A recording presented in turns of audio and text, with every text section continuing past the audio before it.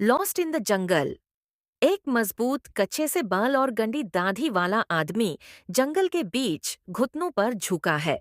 उसका चेहरा धूल, मिट्टी और छोटी छोटी चोटों से भरा है। फाटा हुआ ग्रे टी शर्ट और कार्गो पैंट्स के कपड़ों पर पसीना और कीचड़ लगा है। वो अपने हाथों से जमीन को खोज रहा है, आसपास के घने पेड़ और बैलून से घेरा। ऊपर से गुजारने वाली सूरज की किरणें गर्मी और बचपन का एहसास दिला रही हैं। मजबूत आदमी अब और ज्यादा थाका, कीचड़ और पसीने से लथपथ एक तेज बहते दरिया को पार करने की कोशिश कर रहा है। उसके फाटे कपड़े पानी से चिपक रहे हैं और एक बैल को कस के पकड़कर वो दरिया की तेजी में बहने से बच रहा है। दरिया के गंदे पानी में पाथर और लकड़ी के टुकड़े तैर रहे हैं और दोनों तरफ घना जंगल उससे घेरा है। क्लाइम उसी मजबूत आदमी का चेहरा अब और भी गंदा है। माटी और खून उसके माथे पर से टपक रहा है।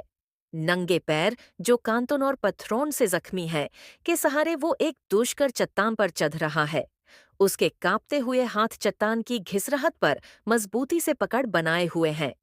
नीचे फासला बहुत बड़ा है, लेकिन उसकी जद्दोजहद जारी है।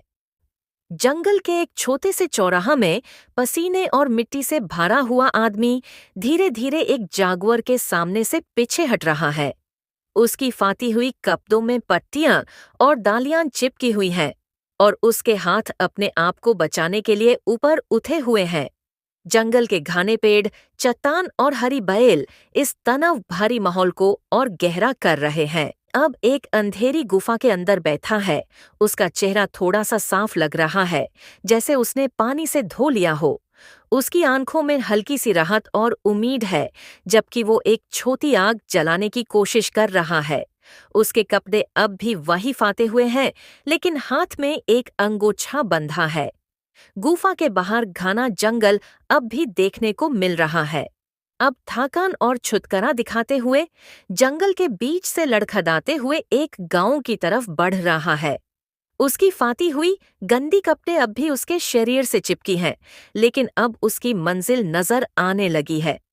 जंगल के किनारे एक छोटे से गांव की मिट्टी से बानी रास्ते पर छोटी छोटी झोपड़ियां खड़ी हैं और जंगल उसके पीछे छूट रहा है।